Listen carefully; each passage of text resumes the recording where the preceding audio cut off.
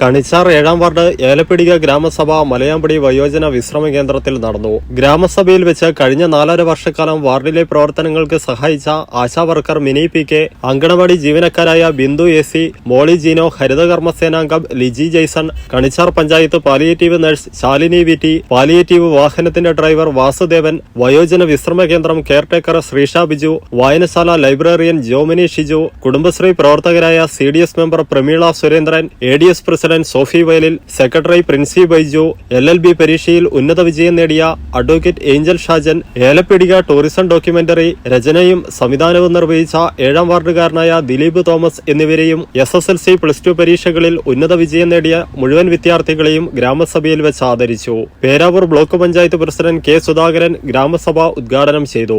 Kanichar panchayat vice president Shandy സെബാസ്റ്റ്യന്റെ അധ്യക്ഷതയിൽ ജില്ലാ പഞ്ചായത്ത് മെമ്പർ വി ഗീത, വികസനകാര്യ standing committee chairman Thomas Vadasseri, Elappeedika saint Sebastian's church വികാരി സെബാസ്റ്റ്യൻ കീഴേത്ത് എന്നിവർ വിശിഷ്ടാതിഥികളായി പങ്കെടുത്തു.